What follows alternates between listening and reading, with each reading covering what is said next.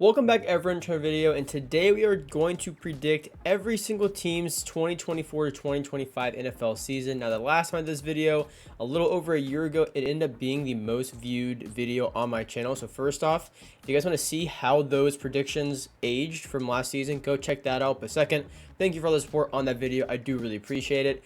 We are back this year with pretty much the same tiers for each category. I do want to talk over them though just for a second and clear a few things up though.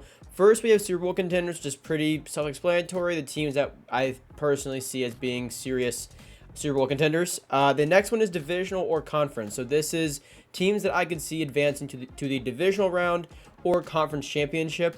Then after that is barely make / miss the playoffs. So those teams that are right on the fringe there that, will end up not making it or barely getting in. And then whether they, go to the divisional, it's always possible, but it's teams that I see at least being able to get in, or teams that I see getting in with not the biggest margin, if that makes sense. And then around 5 to 7 wins. So I want to say one thing about this.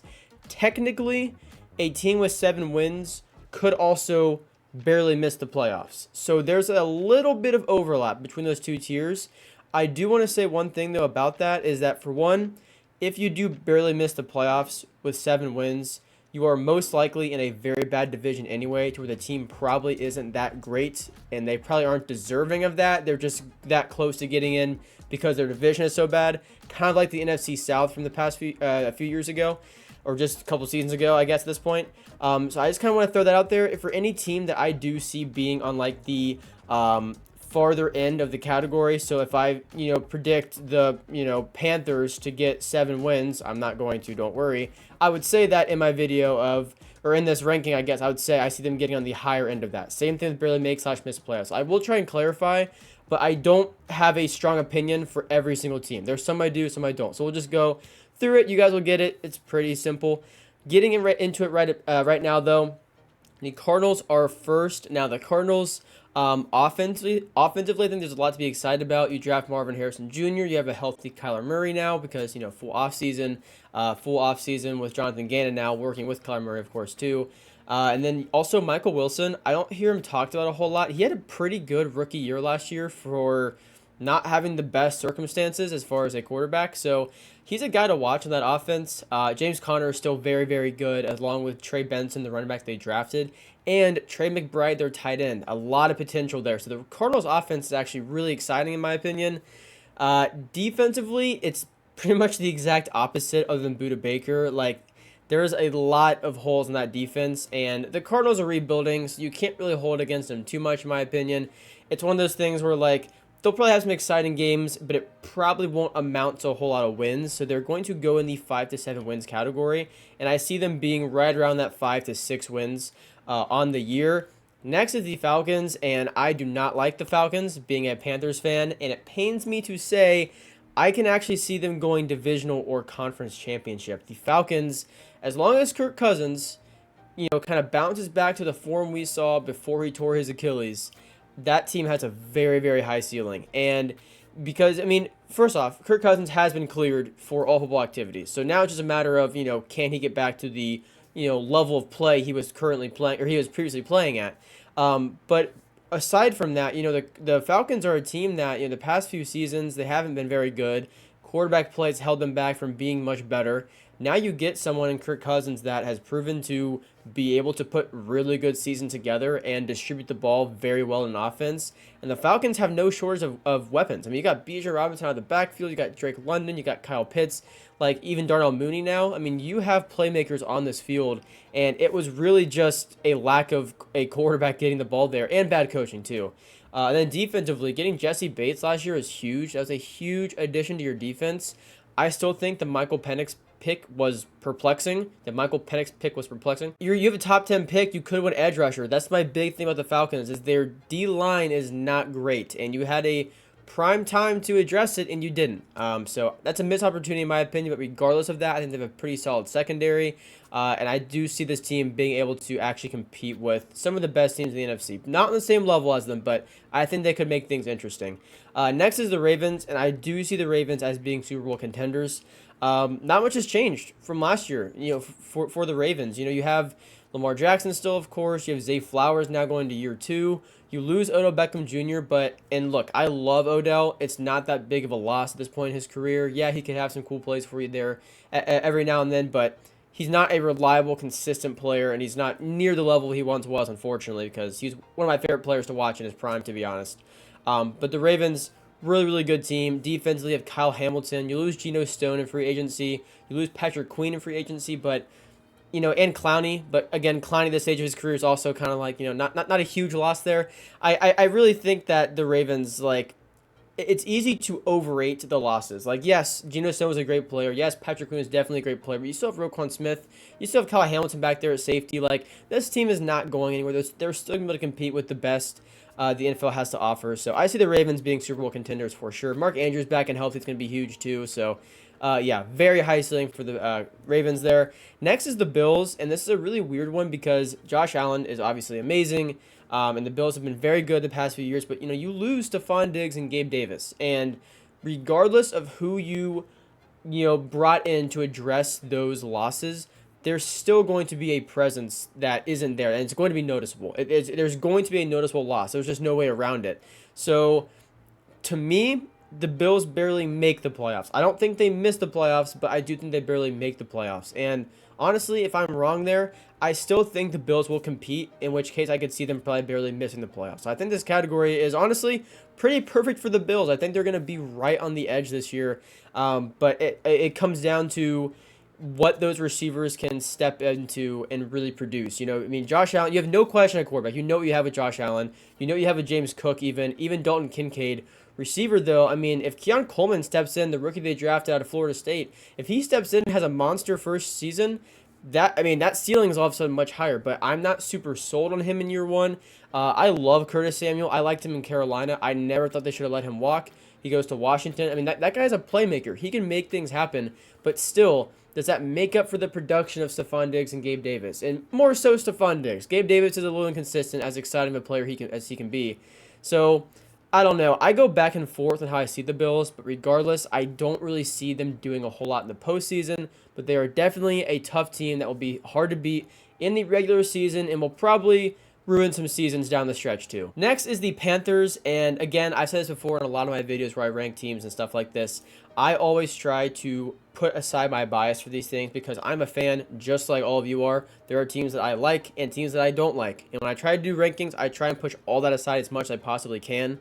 And for the Panthers, as a fan, I am very optimistic in this season. I love the Xavier Legette pick. The receiver out of South Carolina they got in the draft. I loved that pick. You have Bryce Young. I think a change of coaching and a revamped O-line is huge for him if you're going to give him a real shot to succeed. I think they'll be much better on offense. I think their defense will be very good if everyone can stay healthy, like J.C. Horn. You have Derrick Brown. You lose Brian Burns, which is a pretty bad loss, but you replace him with DJ Wonnum from Minnesota. So, I think the Panthers can compete, and I think they'll be better, but I don't think better means good. Better from the season they just had is still better, but the bar is very low. I have them being 5 to 7 wins, and I'm actually currently doing a series on my channel right now where I'm going division by division and predicting every single team's season or upcoming season. So if that's interesting to you guys, go check that out. I had the Panthers officially in my record prediction going 5-7 or 5-7. I have them going 5-12. So I do think they're on the lower end of that category. If they're able to capitalize off this year and everything looks a lot better, next season maybe they take a bigger step. But as of right now, my expectations, while higher, are still not super high. And next is the Bears. Now the Bears are a really tough one for me because for one, you have Caleb Williams in there who, look, I like Justin Fields a lot, but I would be pretty surprised if Caleb Williams does not play better than Fields, especially passing wise. Fields is a super exciting player to watch, but he just really couldn't put it all together in the time that they needed him to, unfortunately. Because again, if Fields had this kind of situation you got to walk into that Caleb Williams is getting now, things could have been much different. But regardless, you have Caleb Williams in there now. You have DJ Moore. You bring in Keenan Allen, DeAndre Swift, Joe Everett, and you still have Cole Kmet. This is a really good Bears offense. Even if Caleb Williams can just play average, it will be a very good Bears offense. Defensively, you have Jalen Johnson, super underrated corner considering he's statistically probably a top 8 corner in the league at this point. You have him. Jaquan Brisker still back there too. D-line's a little sketchy. You have Montez Sweat, but not much more after that. Either way, I think the Bears will be good. It's just about how far I think they'll go. I'm going to go barely make/miss playoffs. I could see them getting to the divisional. It's just a matter of actually getting there because you also have to now fight the Lions and the Packers to get there. And that's two very good teams. And the Vikings, while a good team, I would say are probably a bit worse than the Bears as of right now. It's still very similar, but I would say they're a bit worse. So regardless, though, even the Vikings are better. It's a very tough division. So I think the Bears do barely get in. I don't think they miss the playoffs. I do think they get in. I just don't know how far they go from there, considering what the seeding will look like and all that kind of stuff. So if it lines up right, yeah, they could go to the divisional round. But to play it safe, I think they do barely get in the playoffs. Next is the Bengals. So the Bengals are a really cool one too because there's a lot of ways you can go with this. Some people are like, Burrow's back and healthy, expectations through the roof. Other people are like he hasn't, been healthy enough to where the expectations are warranted to be that high, or defensive worries, stuff like that. I'm kind of somewhere in the middle. I think you can definitely make a case for putting the Bengals as Super Bowl contenders because when when everyone's healthy and when everything clicks, they are one of the best teams in the league. But they're going divisional round or conference championship for me because if Burrow's back and healthy, obviously this team has a very high ceiling. You still have Jamar Chase.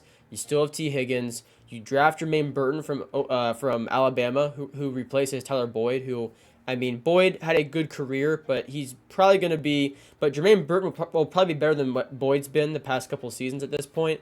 You bring in Mike Gesicki for tight end, and you have Zach Moss now at running back. You lose Joe Mixon, and you have another year of a revamped O line. Hopefully, it's better for Burrow. So offensively, it's not really a worry. It's just Burrow has to stay healthy, obviously. Defensively, I'm not super sold on the secondary. I love Cameron Taylor-Britt. I think he's very underrated for a corner in the league. I think Mike Hilton's pretty good too. That D-line can be pretty good as well, especially considering despite Hendrickson requesting a trade, they do still have him. He's a phenomenal player. But I'm not super sold. Dax Hill's now moving from safety to corner, which is a little questionable to me. And after you lost Jesse Bates and Von Bell, it hasn't quite been the same. But you now brought Von Bell back from Carolina after he missed a year in Cincinnati. So maybe things are better. I don't know. I just don't see it jumping back to a Super Bowl. But if you have very high expectations, I understand that. And I understand why you would have them in the Super Bowl. So for me, they're probably conference championship in that category, but not quite Super Bowl for me. So that's where the Bengals are going. Next are the Browns. And honestly, this one's kind of weird. I'm going to put the Browns in divisional or conference championship. I think the Browns can be really good. But honestly, I have more question marks around Deshaun Watson because after coming back from that suspension, he doesn't play well. And then after that year is over, he plays again, not super well, and then gets hurt. And now he's back this season. So I haven't seen enough from Watson for me to really be super excited about the Browns. You can't sit out a whole year from football. It just doesn't always go that well. Like Le'Veon Bell holding out. That did not work great. I think Watson's kind of going down that path. The league does not stop. The talent doesn't stop. Teams don't stop bringing guys in. If you miss that chance, it's not guaranteed you're going to get that back or be at the same level of play you're previously at. And I think we're seeing that in real time with Deshaun Watson. For me, in my opinion, this year is a huge season for Deshaun Watson to show he can be back to that form we saw in Houston, because after that, he hasn't been that good, to be perfectly honest with you. And apart from that, I really like the Browns. I love the running back room. If Nick Chubb is healthy, he's one of the best in the league. Jerome Ford is not a bad running back either. Amari Cooper is super underrated for some reason. He's an amazing wide receiver. You now bring in Jerry Jeudy, so your route running is very good at receiver. You have Elijah Moore there. You have David Njoku. This is a really good Browns offense. And then defensively, it's one of the best defenses in the entire NFL, led by Myles Garrett, of course. And then you have Emerson back there and Greg Newsome back there. And there's one more guy that I'm forgetting that's going to really annoy me. But either way, you have a really, really good defense. And if the quarterback can click, I think the offense will be on a similar level. But I'm just not totally sold on Deshaun Watson. So they're going to go in the divisional and conference championship. The Browns' ceiling, if everything were to work out, as crazy as it sounds, I think that roster is talented enough to be Super Bowl contenders. I'm not a believer in Deshaun Watson, unfortunately. Next is the Cowboys, and they're gonna go divisional conference championship. And look, I think I can't say for certain it was in the video I'm thinking of, but I believe last year when I made this exact video, I had said that I wasn't predicting the Cowboys to go super far in the playoffs, or at least into the Super Bowl, because I didn't really believe in Dak in the postseason. And I remember a couple comments were like agreeing and some were disagreeing, and like, when it comes down to it, there's not really a reason for me to think otherwise. And I like Dak. I think he's a really good player. I mean, watching him in the regular season, there's a reason every year people say, yeah, this is the year. This is like, he looks so good every time, and it just never amounts to anything, unfortunately. So I'm not sold on the Cowboys in the postseason. I think they'll still be great in the regular season, but I'm not sold in the postseason. So that's why the Cowboys are going there. I love CeeDee Lamb. Their defense is incredible. You have Dak. You bring back in Zeke, which is kind of interesting, but you have him there too. And even Jake Ferguson, the tight end, I think is super underrated too. So, yeah, Cowboys are a great team, but I can't be convinced to put them further than that. Next is the Broncos. They're going to go 5 to 7 wins. And here's the one thing I'll say about this is, for one, I think you have to consider how competitive the entire AFC is. For the Broncos to barely make or miss the playoffs, Bo Nix would have to have a exceptional rookie year with good weapons, with Courtland Sutton. If Troy Franklin can step in there and be pretty good too. But overall, it's just, I feel like a lot has to happen. That defense has to really step up. The offense has to click in Bo Nix's first year. So I just don't see all that happening in year one. I do think, a season from now, if this season you can see the flashes from Bo Nix, you can be much more confident next season. I don't think it happens this season. I will say, though, I do see the Broncos being on the higher end of 5 to 7 wins, around like that 7, 8 wins. I think even though record-wise it might not be a huge improvement from last year, you're not looking for that, in my opinion. You want to know that Bo Nix is your guy. So for me, if I'm a Broncos fan, I'm just really excited for Bo Nix and Sean Payton to see if this team is taking a turn in the direction that Sean Payton is trying to take it. And if Bo Nix is the guy, then that's awesome. I just don't see it amounting to a whole lot of wins in the first season, so that's why they're going there. Next is the Lions, who are going in Super Bowl contenders, which is, it still kind of feels weird to say that, but the Lions, absolutely awesome. Jared Goff, you have David Montgomery, Jahmyr Gibbs, really, really good in both the receiving game and the rushing game. He's now going to year 2. Amon-Ra St. Brown you still have there. You have Sam Laporta now going to year 2. Really exciting tight end. Really good after the catch. He can get open. He's strong. Really good tight end there. And then defensively, I'm really excited actually for, well, a few things actually on defense. I'm excited to see Aiden Hutchinson now in year 3, I believe, to see if he takes yet another step. And then some of the guys that I didn't believe in going into last year's rookies, Jack Campbell. I'm excited to see him now in his second year because he had a great first season, even though I didn't really see the vision at the time. So now you have Brian Branch back there, and I'm super excited to see him this season. And you drafted Terrion Arnold, who's actually my personal pick for Defensive Rookie of the Year. So I am very excited for the Lions. I think the sky's the limit. I really do think they can compete with the best in the league. And hopefully they can get to the Super Bowl this year. I am rooting for them. I'm not gonna lie. They're a likable team, and I do see them being one of the best teams in the NFL. Next is the Packers, and I'm going to put them in divisional or conference championship. I think they're a great team. Jordan Love improved so much over year 1. I did a video last offseason talking about just how good Jordan Love can be. But I'm not going to lie, I didn't really see it being that good in the first year. He definitely exceeded my expectations along with a lot of other people, I think. So really exciting for him to improve that much over one season, leading the youngest offense in NFL history at the time. You now add Josh Jacobs to that, who I think is a phenomenal running back, so that's really exciting. You still have A.J. Dillon. You have Jaden Reed at wide receiver, who I honestly didn't really believe in a whole lot in his first year, but he definitely proved me wrong. Romeo Dobbs still there.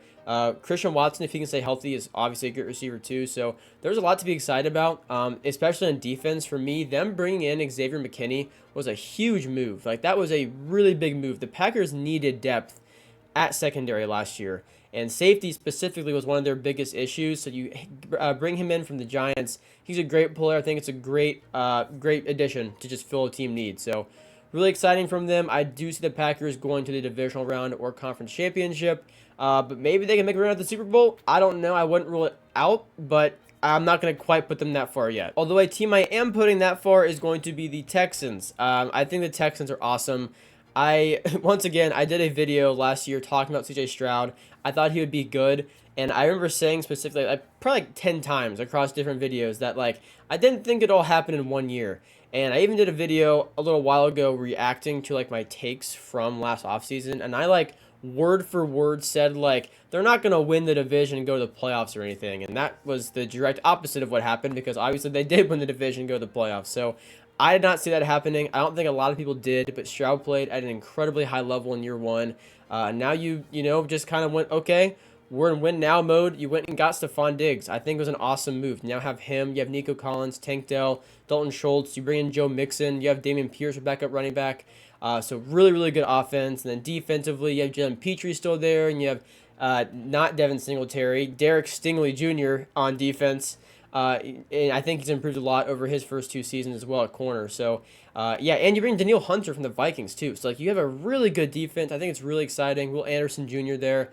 A lot of guys to name off, and I think they're a really good team. And I do think that when you have a good year like that with a young quarterback and a young head coach, and you are confident enough to go and you get a receiver like Stephon Diggs, you are full win now mode. You're fully confident in this roster, and I don't see why you wouldn't be. I think the Texans will be improved from last season, and they were awesome last season.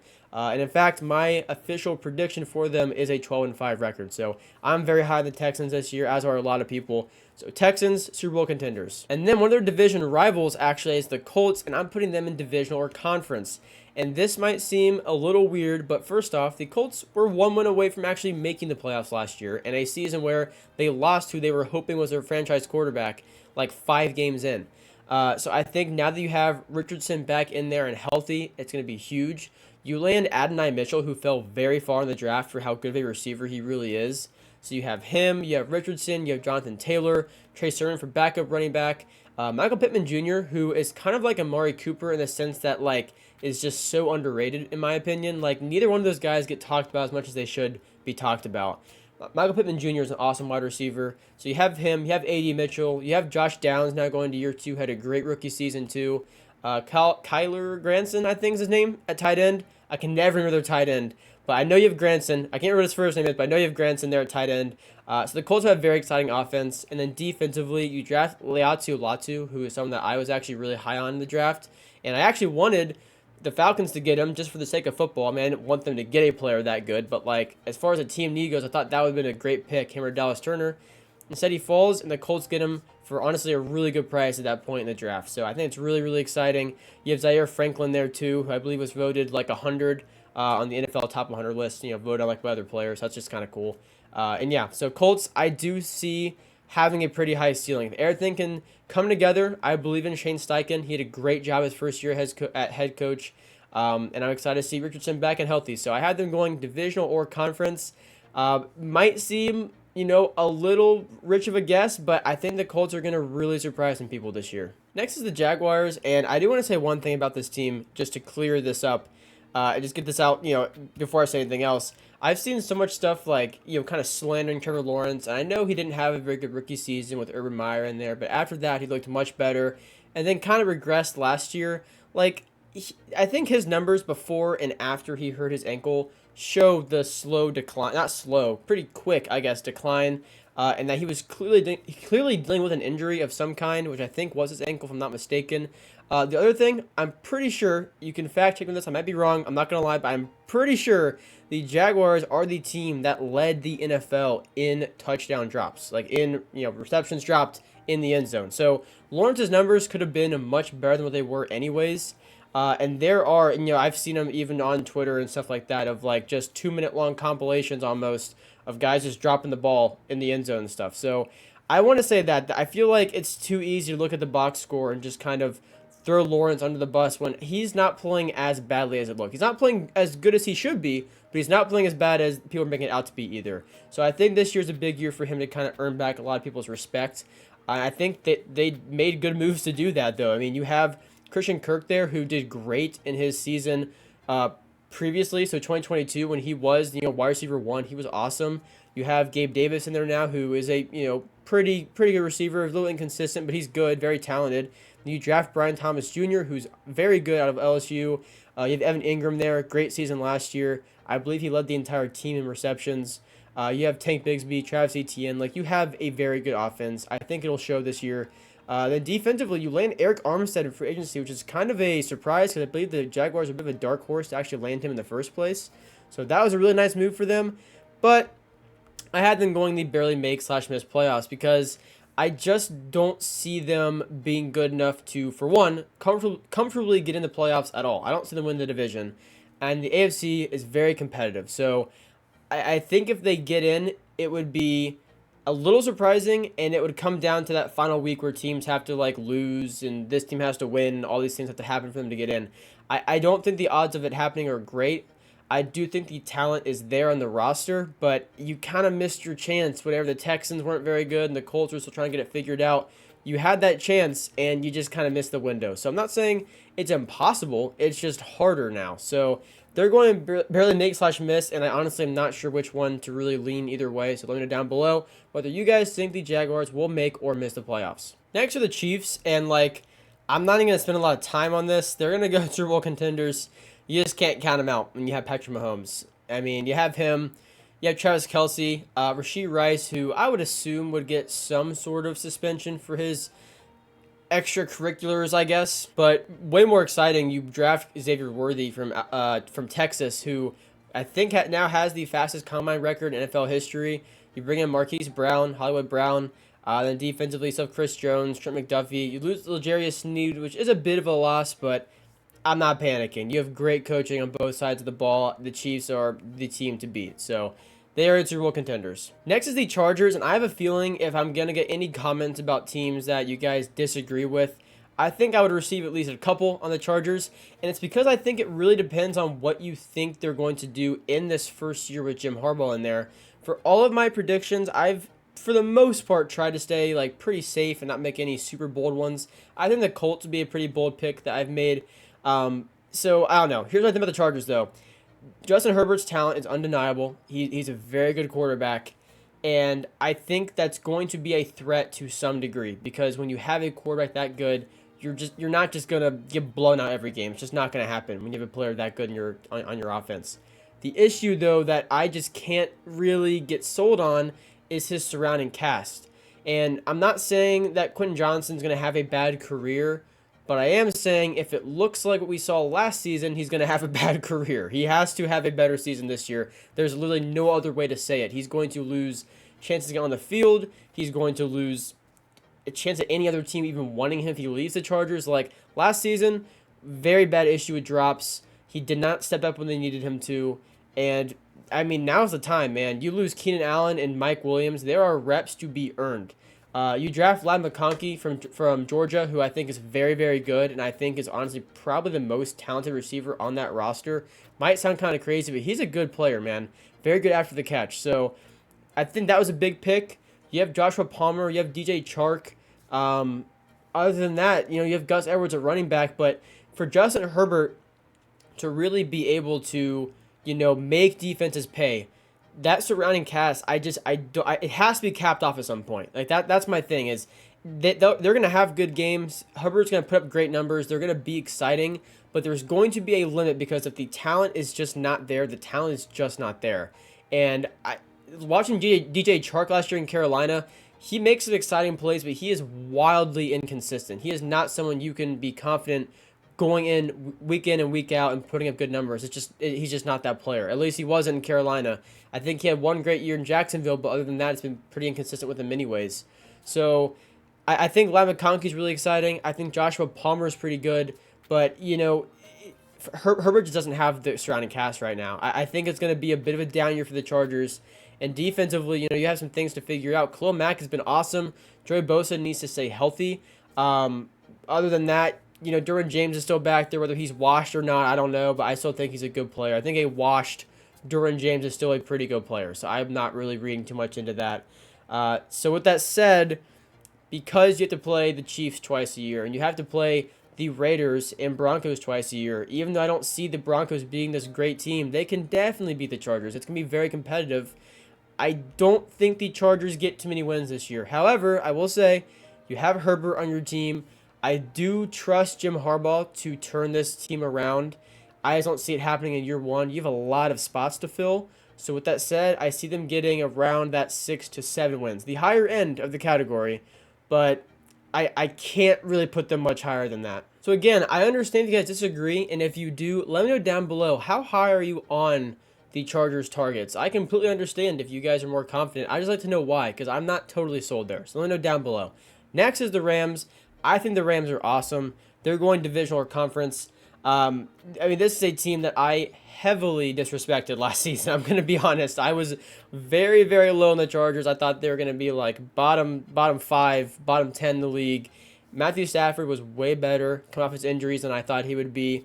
Puka Nacua stepped up in a way that I don't think anyone thought. No matter if thought he was going to be good or not, that was just, beyond expectations. You still have Cooper Kupp. Kyren Williams eclipsing 1,000 yards after missing like almost half the games is absolutely absurd. So you have him. You draft Blake Corum. I think it's going to be a really exciting Rams offense. Defensively, you lose Aaron Donald, which is like, you can't replace that production. It doesn't matter who you bring in or who you draft. It's just not going to be replaced. So that's going to be a big loss for him. But you do draft Braden Fiske, I believe. I'm not sure how to pronounce it, but you draft him and I believe his other teammate from Florida State, which I think is pretty good to try and make up for that lack of Aaron Donald on that defensive line. So the Rams, I think, are a great team. I think they have a pretty high ceiling, being like the divisional round, maybe even conference championship, but might be pushing it a little bit. They'll be an exciting team to watch, though. I love Puka Nacua. It's a really good team, so that's what they're going for me. Next are the Raiders. They're going to go in the barely make/miss playoffs, and I personally would have them barely missing the playoffs. One thing I will say, I am not super confident in their quarterback, whether it's Gardner Minshew or Aiden O'Connell. I'm not super confident there. But if I happen to underestimate whoever it is, you do have pretty good weapons. You have Devontae Adams, who's a top wide receiver in the entire NFL. You have Jacoby Myers, who was actually a very good wide receiver too last year for him. You have Zamir White now at running back as well. So, and also you draft Brock Bowers and you sell Michael Mayer. So you have competent weapons. If the quarterback can figure it out, who again, not sure which it will really be. Either one, I'm not super confident in. But you have guys. You have Trey Tucker too. Last year he was pretty good. So you have him still this year. I think the Raiders can be pretty good. I think the change of coaching was, I can't even put into words how much that helped that team. I think it was evident to every single person on that roster. The Raiders defense, obviously keeping an eye on Max Crosby. He's actually my pick to be Defensive Player of the Year. I think it's a bit of an underdog pick, but I think the talent is there, and I think he could do it. You also get Christian Wilkins from the Dolphins. Big signing there at defensive tackle. So a very nice Raiders defensive line. Again, the quarterback scares me off of this team a little bit, but I think when you have guys willing to play for a coach like that, and you do have talent around, the quarterback, I think it's possible to exceed expectations by a little bit. I'm not super sold, but I do think they will be better than last year. Next is the Dolphins, and the Dolphins are going to go in the divisional or conference championship. I just can't put them in Super Bowl contender. You lost a lot on defense, as a matter of fact, anyways. Despite them still having a fairly solid defense, you did lose a lot there. But as long as you have Tua and Tyreek and Jalen Waddle and Devon Achane and Raheem Mostert, you have a very fast, very dynamic offense that's going to be hard to stop. There's no way around it.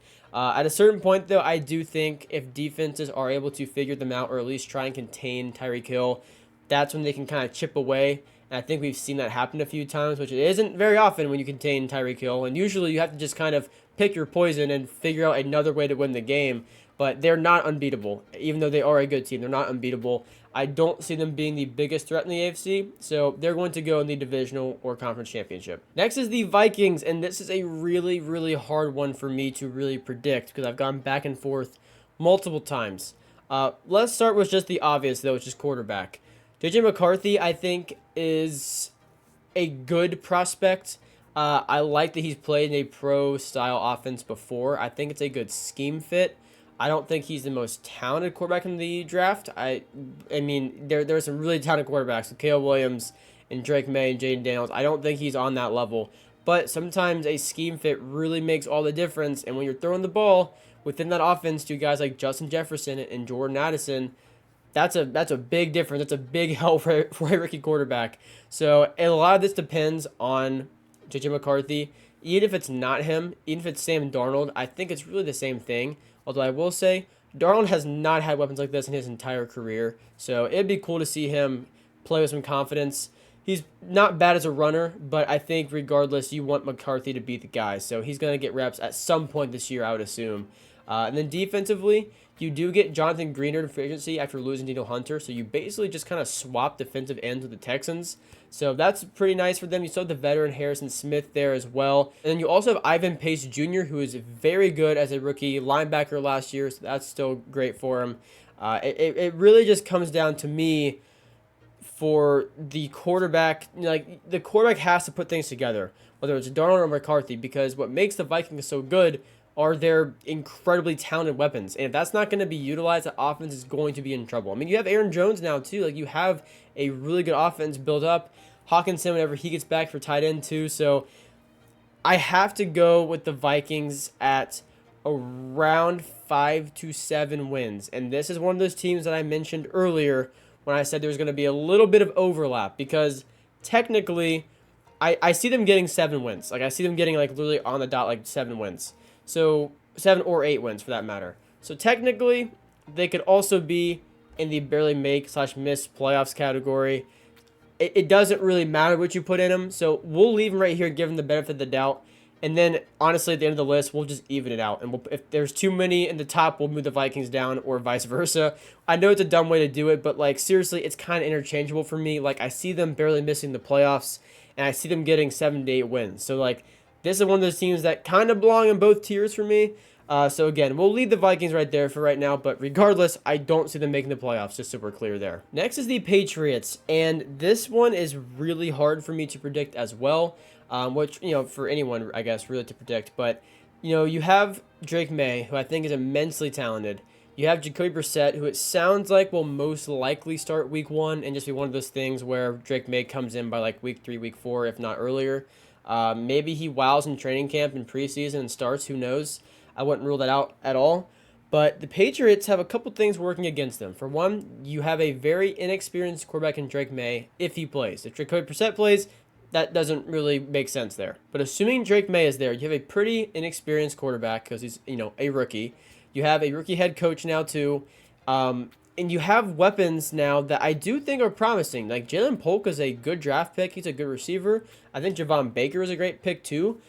For, again, another wide receiver. You still have Hunter Henry there. You have Ramondre Stevenson at running back. You lose Zeke, but, like, you know, I think Stevenson's still the better player. I think you could have a really good offense. Before I say this category, I do want to talk about the defense, though. And defensively, this is a really good defense when healthy. When you have Matt Judon, I mean, that is an amazing player. I think he's often overlooked. His ability to get to the quarterback is, I mean, incredible, and obviously that presence is felt. I think Christian Gonzalez was having a great start to his defensive, I almost said defensive rookie of the year. That would have made absolutely no sense. Had he stayed healthy, he probably could have, you know, honestly made a shot at getting that award. I was very high on him last year, so you have him back and healthy. It's going to be a huge difference. And I think the Patriots defense is going to be good. You have Jerome Mayo now as your head coach, so you have a defensive-minded head coach. I'm not worried about that. I'm worried more about the offense, because there's a lot of inexperience there. There's a lot of question marks there. And the other thing that's working against the Patriots is their schedule. And I'm not even talking like division schedule. They have a pretty tough schedule, and I'm not really sure why. I mean, even just our division opponents, you have to face like the Bengals at some point. Or actually, no, it's week 1. You have to play the Eagles at some point, the Texans at some point, the 49ers. I mean, these are really tough teams that like are tough for any team in the NFL, let alone a rookie quarterback. So I think the schedule really is going to work against the Patriots, and that team is going to get tested a lot.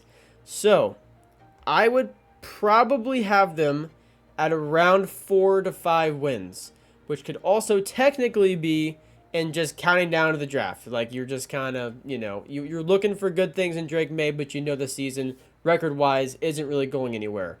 We'll, once again, give them the benefit of the doubt. We'll put them around 5 to 7 wins, but that is one of the teams in there I see being at the lower end of that, like 4 to 5 wins for the Patriots. Next is the Saints, and the Saints, I'm just going to say barely make / miss the playoffs.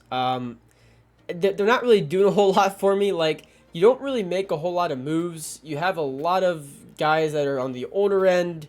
You don't have a long-term quarterback. I don't know. I'm really not sold on the Saints, but I don't think they're going to be bad. They're just going to stay in that middle lane of being pretty mediocre, and that's about it. I do love the Talise Fuaga pick, though.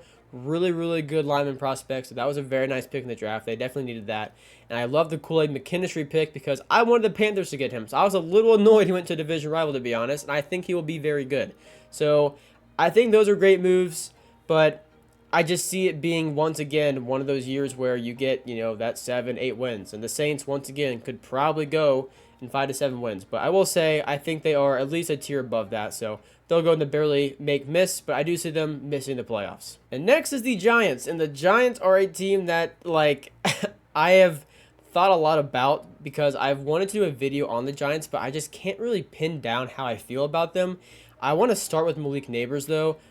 That guy is going to be incredible, and I am praying either Daniel Jones can, get back on track to what we saw, in 2022, or they get him out of there and find a quarterback. Because if Malik Nabers gets an established, consistent quarterback that is able to get him the ball, he's going to be a top 10 receiver in the NFL. I don't think the talent is in question at all. For me, it is the offense he's in and the quarterback he has given him the ball. That's what really scares me away from him this year. Otherwise, I think it is all there. His after-the-catch ability, his contested catch ability. I think he's an amazing prospect. He would have been wide receiver 1 without Marvin Harrison Jr. in this draft. So, and I think even with Marvin Harrison Jr. in this draft, it's not a huge gap as people might make it seem. Nabers is awesome. Daniel Jones is not, in my opinion. I thought he was, and here's the thing. I stuck up for the Giants after 2022. Last season, I was all like, nope, Giants, that was not a fluke. Daniel Jones is here. He's figured it out. And that certainly blew up my face opening night when the Cowboys shut him out. So that looked real great. I'm out on Daniel Jones. I don't see it at this point. We've seen enough. I'm surprised he honestly is still on the team. Defensively, I think the Giants have a great defensive line. I mean, you have Dexter Lawrence, probably the best defensive tackle in the entire NFL. You get Brian Burns from Carolina. You have Kayvon Thibodeau still there, hoping to see even more from him this season. I mean, you have a very good D-line. Secondary, I think, is a little scary. You lose Xavier McKinney. You draft Keller Newbin from Minnesota. You have Deonte Banks still there at corner. So, you have enough to be excited about, but I don't think it amounts to a whole lot of wins. You have to play the Cowboys twice a year and the Eagles twice a year, and I would honestly be pretty surprised if you won any of those games against them. Yeah, I see the Giants being 5 to 7 wins. But look, here's the thing. If you think Daniel Jones is still the guy and he bounces back, then you might have the Giants barely making the playoffs. Because if Daniel Jones looks like he did in 2022, and now you give him Malik Nabers, I mean, that could be a whole other, a whole new connection. That could be huge. I'm just personally out on Daniel Jones. That's why they're that low. But if you are high on Daniel Jones, I could see you being pretty excited for this year. Also, I didn't say the rest of the offense, but you lose Darren Waller to free agency. You bring in Devin Singletary, who had a pretty good season in Houston. Jalen Hyatt might be pretty good. Wan'Dale Robinson might be pretty good. I don't really know. I'm not super confident there either way. But Darius Slayton's pretty underrated. He's a reliable target. So the offense is good enough, but the quarterback position is just wildly up in the air, in my opinion. Next are the Jets, and obviously this is a team that everybody's looking at. Everybody was looking at them last year until Rodgers got hurt, and the season was just kind of, unfortunately, pretty much a wash because you're back to square one with Zach Wilson in there. But now, if Rodgers can stay healthy, this should be the season everyone was anticipating last year. And I'm going to put the Jets in divisional or conference championship. I think it's there. I really do. I see the Jets being better than the Bills this season. I don't think they beat the Dolphins for the division. But I do think the Jets will be very good. You have Rodgers. You have Garrett Wilson, who's put up great numbers with a terrible quarterback every year of his career so far. Breece Hall is incredible. I think he's going to do even better with Rodgers in there. You have Braylon Allen, who you drafted for backup running back. But yeah, it's a really, really exciting Jets offense. You have Malachi Corley, too. You drafted from, I think, Western Michigan or Central Michigan or something like that. So he's a guy to watch definitely on offense. And defensively, you have Sauce Gardner. You have Quinnen Williams. You have big stars, and I think you have team consistency on both sides of the ball if you could just get a good quarterback. And I think Rodgers is a good quarterback, obviously. So I think as long as you can pin that down and both sides of the ball can be consistent, you can have a really good football team. I have them in the divisional conference championship. I would think, honestly, more divisional but I wouldn't rule them out going even further. And who knows, if they make a Super Bowl run, I wouldn't be too shocked, but I wouldn't say it's my favorite. Like, they're not my favorite team to do that in the AFC. Next is the Eagles, and I'm not gonna lie, I'm very high on the Eagles this year. I've said this probably 1,000 times over the course of offseason videos I've done, and I was not happy with the offensive coordinator last year in Philadelphia. I thought Brian Johnson did not do a very good job. Things were very out of sync, just kind of discombobulated, some questionable play calls here and there. Hurts didn't look as good. It was a regression year. It was just bad. And I think this year now you have Kellen Moore in there. Because of that, I think you'll be pretty good. And I think we'll see that offense be a bit more like it was in 2022. I think Hurts will do great. I think A.J. Brown will do great. I think Devontae Smith will do great. And, of course, you add Saquon Barkley. And, I mean, he can be a huge player. I mean, he can make a huge impact in the receiving game, in the rushing game. Saquon can do it all. It's a huge addition to the team. You're going to miss Jason Kelce. There's just no doubt about that. Like, you can't replace that kind of production in 1 year at all.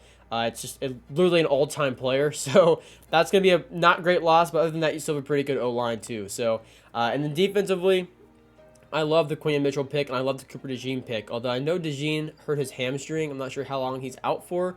Definitely something to watch, but I think as long as he's healthy, his presence will be felt in year one, as with Quinn Mitchell. And then Jalen Carter in year two, definitely a guy to watch. He had a very good rookie season. So yeah, I'm excited for him in year two as well. So the Eagles, I see having a huge bounce back season, and because of that, I have them actually being Super Bowl contenders. I think they bounce back in a big way. I think it's all there. I think the talent is there. I think the coaching was a huge issue last year, and I think because of that, it was just it all just kind of imploded. And injuries were a bit of an issue too, and player performance. I mean, I'm not going to brush aside that at all. I mean, Hurts did not play well. He did not play at the level he did in 2022. So I think a lot of that bounces back, and I think the Eagles can make another run at it. Next are the Steelers, and they're going to go in the barely make/miss playoffs. I'm not really sure which one it would be, to be honest, because every year Mike Tomlin just somehow wills that team in there with his streak of never missing the playoffs. So I'm not going to doubt it now. I'm going to say Steelers barely make the playoffs. I'm not doubting Mike Tomlin. And kind of jokes aside, like, you obviously have a great head coach there, and you have a interesting quarterback battle because you have Russell Wilson, who you're not paying basically any money to this year because the Broncos paid him so much money. And you have Justin Fields, who is a very exciting player, but I think there's still a lot there that needs to be helped and developed, especially with his processing and reading defenses, and just passing-wise as a whole. So that you have to figure out. But other than that, you still have Jalen Warren. You have Najee Harris. You draft Roman Wilson. You have George Pickens. You have Pat Freiermuth. You have a very good offense. I think it's going to be very exciting. It just depends on who's playing quarterback and what Russell Wilson shows up. Is it the one in his first year in Denver when he was quite bad? Or is it the one from last year? He was definitely a little bit better. So I guess we'll see what happens. Maybe he's even better than last year's Denver version. Or maybe he's worse than his first year in Denver version. I don't know. But I do think the Steelers will be competitive. They have an amazing defense. You have Joey Porter Jr. now in year two. Minkah Fitzpatrick, TJ Watt. It's going to be a very good defense. So Steelers barely make the playoffs. Next are the Seahawks. And I do think the Seahawks are a very solid team.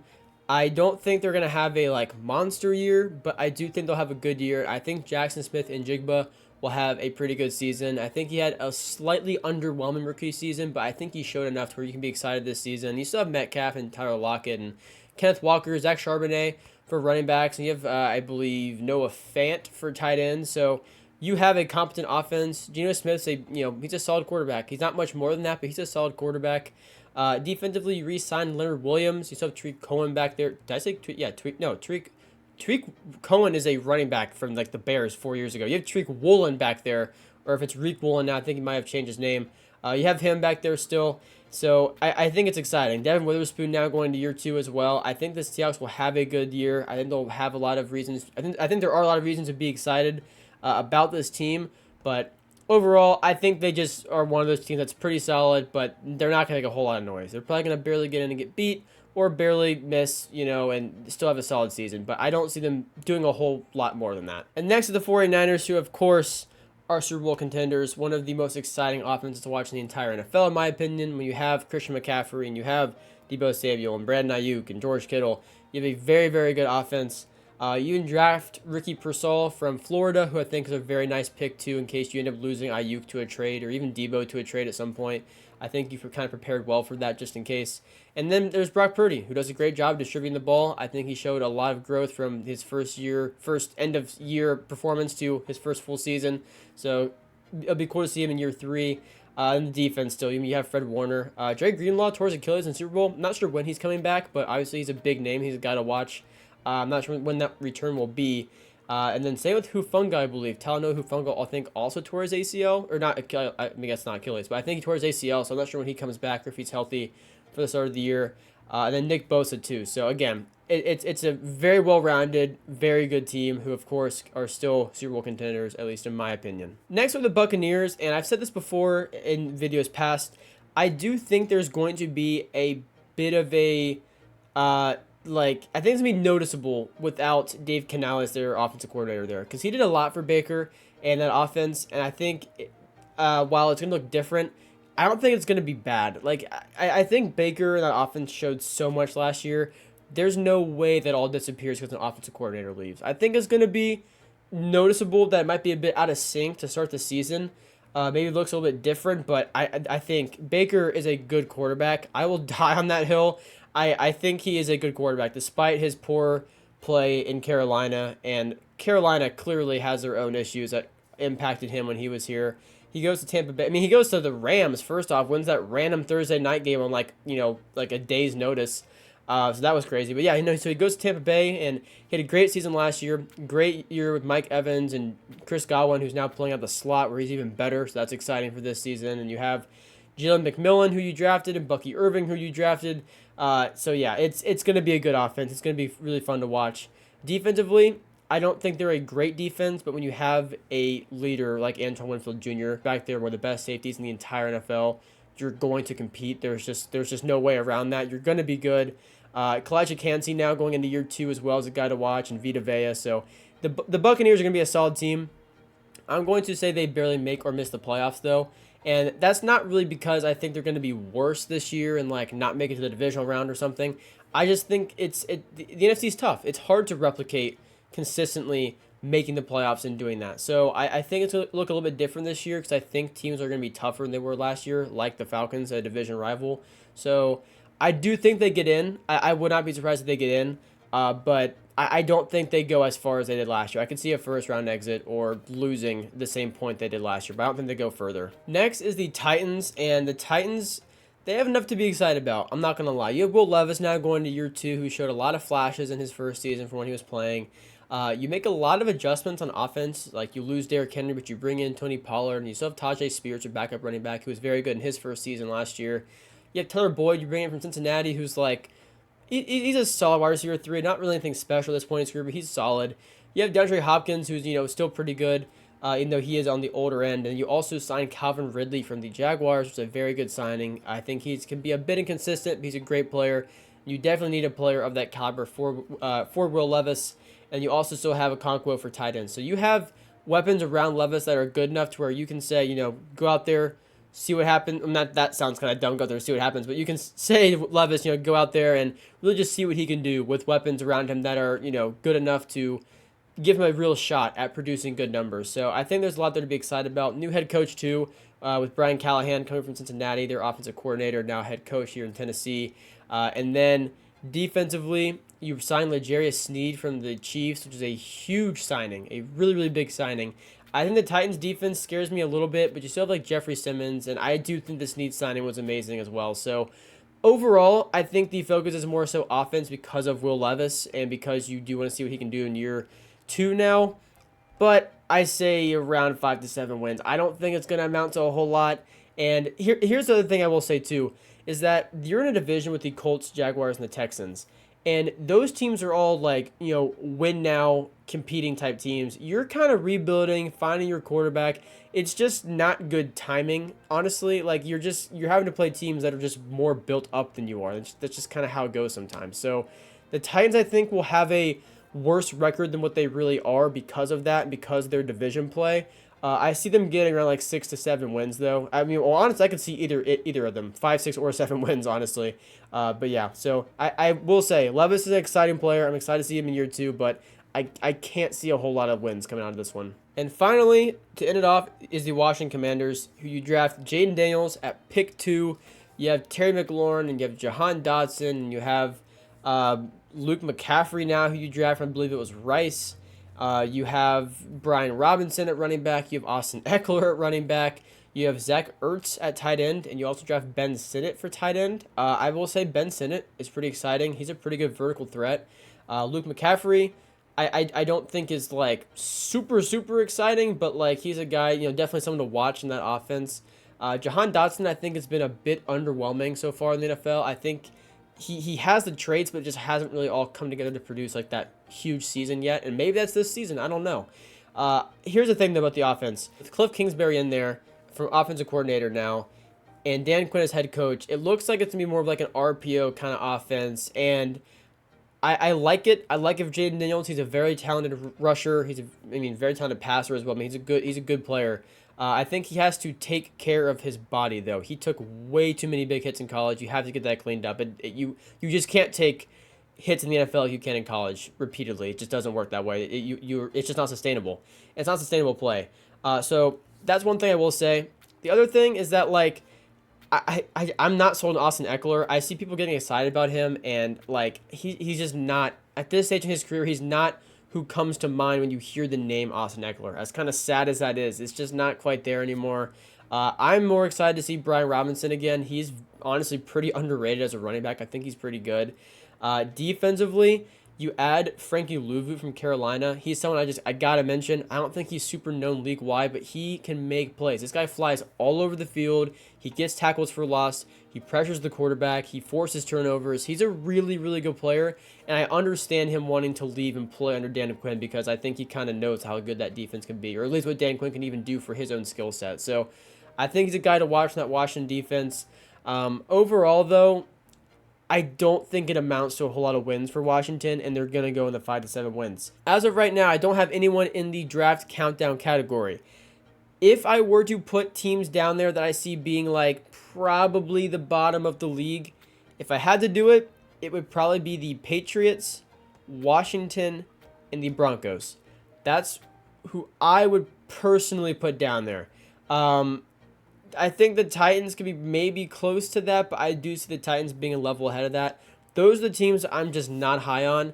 And if you see a pattern there, that's all rookie quarterbacks. And for different reasons, but I will say the one thing that does stick out to me is rookie quarterbacks with not a whole lot of proven weapons yet. Obviously, Daniels has Dotson and McLaurin, which is probably the best set of weapons out of those teams down there. But look, I don't want to rule anything out. Jalen Polk and Javon Baker might be awesome in year one, along with Hunter Henry for Drake May. And Luke McCaffrey might step up big time in Washington. All of a sudden, now you have Terry McLaurin, Ben Sinnott, who could be a good rookie tight end, Luke McCaffrey, and Dotson and McLaurin, all that. Like, you could have a pretty good offense there. And then even for Denver, Bo Nix stepping up. Maybe he's really good in year one. Maybe Troy Franklin, his college teammate, maybe he's really good in year one. Like, there's a lot of things that can happen. It's just this is who I am least confident in. And it's not anything personal toward the player or anything. It's just I'm not super sold on a lot of things yet. Washington, the Patriots both have 2 rookie head coaches. Sean Payton is pretty much in his first real year in Denver now. I mean, I think last year was just 90% of his time was devoted to trying running Russell Wilson out of there, it seems like. So these would be the teams if I had to put down there, I would.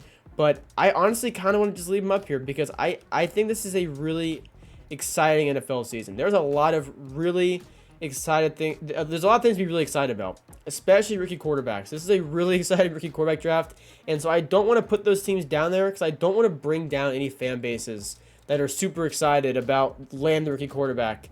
And honestly, I would be too. I think this is a very talented class.